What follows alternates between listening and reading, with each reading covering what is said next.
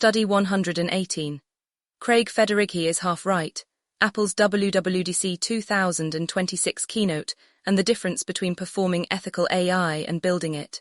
From the Objects of Affection collection. PLCFA diagnosis of the Federighi doctrine. On institutional necrophagy at Keynote scale, the hollowed ethical claim, and what constitutionally governed AI actually looks like. On June 8, 2026, Craig Federighi, Apple's Senior Vice President of Software Engineering, stood on the WWDC stage at Apple Park and said, "Some appear to be racing forward, seemingly pursuing AI for the sake of AI without clear regard to the people, all of us, that it's ultimately meant to serve." He is half right. The diagnosis is correct. The institution delivering it is not. This study applies the post-luxury conceptual functional art framework to the Federighi doctrine. The strategic claim that Apple's approach to artificial intelligence is human-centered by nature, not by architecture. The PLCFA diagnosis is precise. Apple's keynote statement is an aura transaction, the transfer of ethical AI authority onto a product ecosystem without producing the material conditions that justify the claim. The platform that announced it would serve people before AI deployed fake BBC headlines, fabricated the arrest of a sitting head of government, and falsely reported a murder suspect's death before pulling the feature entirely. It then rebuilt its AI infrastructure on Google's Gemini technology, while continuing to position itself as the principled alternative to the AI race it accuses others of running. This is institutional necrophagy at Keynote scale, the consumption of ethical AI vocabulary, serving people, human-centered, privacy first, without producing the architectural conditions that would make those terms true. The study concludes by documenting what constitutionally governed AI actually looks like at the institutional level, and why the gap between Apple's claim and its practice is the defining example of the meaning deficit in the technology sector. The statement and its structural problem. Craig Federighi's statement at WWDC 2026 is worth quoting precisely because it is, as a philosophical proposition, correct. The AI industry is racing forward. Many actors are pursuing AI for its own sake. The people those systems are meant to serve are, in many cases, not the primary consideration in their development. The diagnosis is accurate. The structural problem is not the diagnosis. It is the diagnostician. Apple is not an institution whose AI development practices support the claim it made on stage. The claim is a positioning statement dressed as a principle. And the PLCFA framework has a precise name for this mechanism: institutional necrophagy.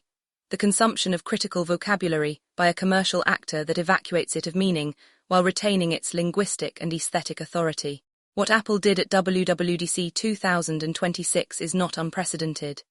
It is, in fact, the standard operating procedure of late-stage platform capitalism. Identify the most credible critique of your sector, claim it as your own differentiator, and deploy the vocabulary of that critique as a competitive weapon against the competitors it was originally designed to describe. As documented across OAC's Critical Studies archive, this is how semantic burden accumulates and then collapses. The vocabulary of human-centered AI is now doing precisely what the vocabulary of artisanal luxury, sustainable fashion, and authentic heritage did before it. It is being consumed at the precise moment it achieves critical mass. Federighi's diagnosis is correct. His institution is not the correct institution to deliver it. That gap between the accuracy of the claim and the credibility of the claimant is what the PLCFA framework exists to measure. The evidentiary record, what Apple Intelligence actually did before any theoretical framework is applied, the factual record must be established. Apple's claim at WWDC 2026 is that it builds AI with clear regard to the people it's ultimately meant to serve. The evidentiary record of Apple Intelligence's deployment tells a different story. In late 2024, Apple Intelligence deployed a notification summarization feature that generated false news headlines attributed to major news organizations. The BBC received a notification falsely claiming that Luigi Mangione, the man accused of killing a healthcare executive, had shot himself. He had not. Other Apple Intelligence summaries falsely claimed that a sitting Secretary of Defense had been fired, that a Secretary of State nominee had been confirmed, and that Israeli Prime Minister Benjamin Netanyahu had been arrested. None of these events had occurred. Apple pulled the feature in January 2025 after sustained criticism from the BBC, The Washington Post, Reporters Without Borders, and multiple investigative journalism organizations. This is not a minor technical failure. A system that generates false attribution to trusted news organizations and distributes it to millions of users is not one built with clear regard for the people it serves. It is a system deployed at scale before its outputs were verified as safe. The vocabulary of human-centered design was in Apple's marketing materials, while the system was generating fabricated arrests and deaths. The second evidentiary fact is architectural. Apple's new Siri AI, announced at WWDC 2026, after years of delays as the principled alternative to the AI race, was built in close collaboration with Google on Gemini technology, the same technology stack that powers the AI ecosystem Apple accused of racing forward without clear regard for people, is the technology stack on which Apple's human-centered alternative runs. Federighi clarified after the keynote that Apple uses none of Google's consumer-facing products, but the foundational model infrastructure is shared. The principled differentiation is a brand position, not an architectural distinction. Apple deployed AI that fabricated deaths and arrests. Then it rebuilt its AI on a competitor's infrastructure. Then it announced from the same stage that it builds AI with clear regard for people. This is not hypocrisy in the moral sense. It is institutional necrophagy in the structural sense, and the PLCFA framework is equipped to diagnose it precisely. The PLCFA diagnosis, or a transaction at Keynote scale. The PLCFA framework identifies the Federighi doctrine as a textbook or a transaction. The transfer of cultural authority, in this case, the authority of genuine ethical AI discourse, onto a commercial platform without creating the material conditions that would justify such a transfer. As examined in institutional lexical hijacking, this mechanism operates identically whether the vocabulary being consumed is artisanal heritage, sustainability, or human-centered AI. The commercial actor identifies the vocabulary that carries the highest moral authority in the current cultural moment, claims it as a product positioning strategy, and extracts its legitimating power without producing the conditions that gave it legitimacy in the first place. The vocabulary being consumed here, serving people, human-centered, privacy first, is not Apple's vocabulary. It is the vocabulary of a decade of AI ethics discourse developed in academic research, civil society advocacy, and regulatory frameworks that have pushed back against exactly the dynamics Federighi described. Apple has not contributed to that discourse. It has consumed its outputs at the precise moment they achieve maximum cultural authority. The result is what the PLCFA framework designates a hollowed object, an entity that retains the formal properties of the ethical AI claim, the language, the positioning, the stage delivery, while having lost the material covenant that would make those properties substantive. A human-centered AI system that generates false headlines attributed to trusted news organizations is a hollowed object. A human-centered AI system built on the infrastructure of the ecosystem it positions itself against is a hollowed object. The form is present. The covenant is absent. As analyzed in the meaning deficit, this is the terminal condition of sectors that have achieved sufficient scale to consume critique rather than respond to it. The semantic burden this places on the vocabulary of ethical AI is significant. Every time a platform of Apple's reach claims to build human-centered AI while deploying systems that generate fabricated deaths, the phrase, human-centered AI, becomes marginally less meaningful as a critical descriptor.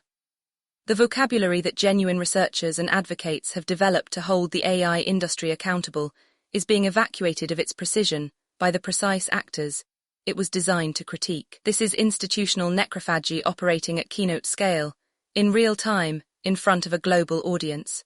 The phrase human-centered AI carries exactly as much meaning as the practice of the institution claiming it. When Apple claims it, the phrase does the work of competitive differentiation, not of genuine architectural commitment. The PLCFA framework diagnoses this not as dishonesty, but as structural evacuation. The same mechanism that made sustainable luxury meaningless, now operating on AI ethics discourse. What human-centered AI actually requires at the architectural level. Federighi's statement implies that human-centered AI is a matter of intent, that Apple's approach is more careful, more deliberate, more attentive to people than its competitors. The PLCFA framework rejects this framing. Intent is not architecture. Stated commitment is not a material condition. As established in OAC Command and the bespoke systematic model, the difference between a system that upholds ethical commitment and one that is constitutionally governed by it is not a matter of degree. It is a matter of structural category. What constitutionally governed AI actually looks like is not a hypothetical. It is documented. OAC Agent Command, the sovereign research intelligence infrastructure built by Objects of Affection Collection and detailed in Study No. 109, begins every analytical function with a fixed, non-negotiable constitutional identity block that specifies what the system believes about materiality, custodianship, human value, and the ethics of cultural production before a single output is generated. The system cannot produce an output that violates those commitments. This is not a policy. It is not a positioning statement. It is an architectural constraint encoded at the level of the system's foundational operation. The constitutional identity block does not say, "We care about people."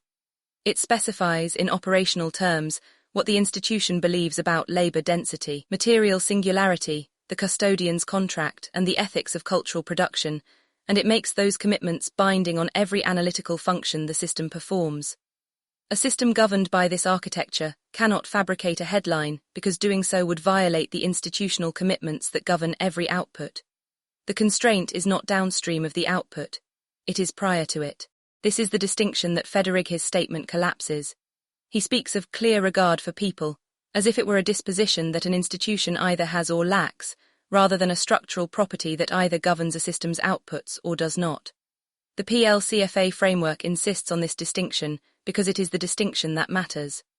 As explored in the narrative as the original, the critical question is not what a system's developers believe about ethics. It is what architectural constraints those beliefs have been encoded into, and whether those constraints are prior to or downstream of the system's outputs.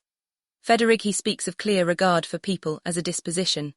The PLCFA framework asks a different question: where in the system's architecture does that regard appear? If the answer is in our intentions and not in the constitutional constraints that govern every output, the claim is not architectural. It is rhetorical. The Gemini paradox. On building the principled alternative on the principle's infrastructure. There is a specific irony in the WWDC 2026 announcement that requires direct examination. Apple's new Siri AI, the platform positioned as the human-centered alternative to competitors, racing forward without regard for people, was built in close collaboration with Google on Gemini's foundational model infrastructure. This is the same Gemini infrastructure that powers Google AI Studio, the development environment in which OAC Agent Command was built, the system documented in Study No. 109 as a working prototype the weekend after Google I/O, reaching v6.4 in 15 days, constitutionally governed by the PLCFA framework at every layer of its operation. The Gemini infrastructure is neither intrinsically aligned with nor misaligned with human-centered values. It is a capability. What determines whether a system built on Gemini is human-centered is not the infrastructure itself, but the architectural commitments encoded above and around it. OAC Agent Command and Apple's Siri AI share a technological substrate. What they do not share is constitutional governance. One begins every function by establishing what one believes before producing any output. The other begins with a capability and applies guidelines downstream. This is the Gemini paradox. The same infrastructure produces qualitatively different systems depending on whether the commitments governing it are architectural or aspirational. Apple's claim to be the human-centered alternative is not invalidated by the use of Gemini technology. It is invalidated by the absence of the constitutional architecture that would make that claim material rather than rhetorical. The infrastructure is shared. The governance is not. And governance, not infrastructure, is what determines whether an AI system serves people or merely claims to. Apple and OAC Agent Command share a foundational model infrastructure. What they do not share is constitutional governance. The infrastructure is the same. The architecture is not.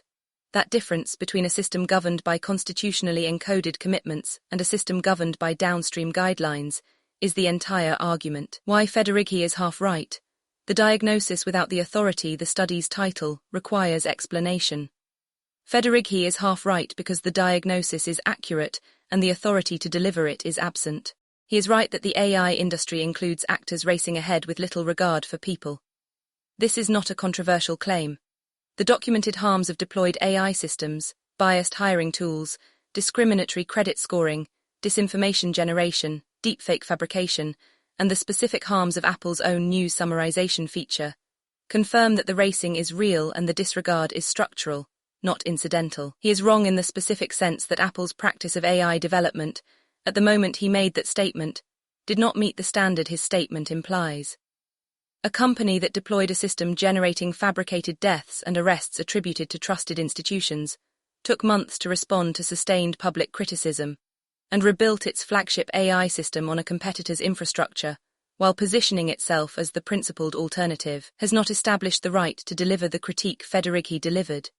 The critique belongs to the field of AI ethics research, civil society advocacy, and the regulatory frameworks that have actually done the work of specifying what human-centered AI requires.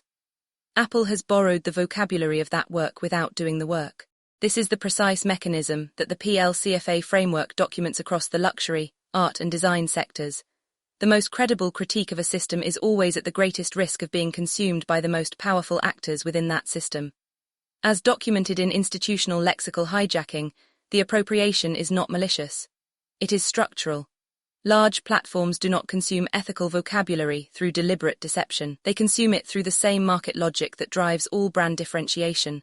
Identify the highest value positioning available, claim it, and deploy it before competitors can.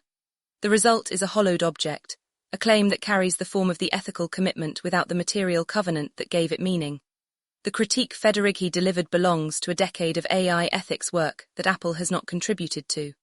The vocabulary he deployed, human-centered, clear regard for people, privacy first, was coined by researchers, advocates and regulators whose work Apple is now using as competitive positioning. This is not original sin, it is institutional necrophagy, and the PLCFA framework is the instrument built to name it. The algorithm of the hand, on what it means to actually build for people.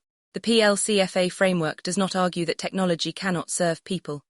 It argues that serving people is an architectural commitment that must be encoded into a system's structure before its outputs are generated, rather than applied as a guideline after its capabilities are deployed.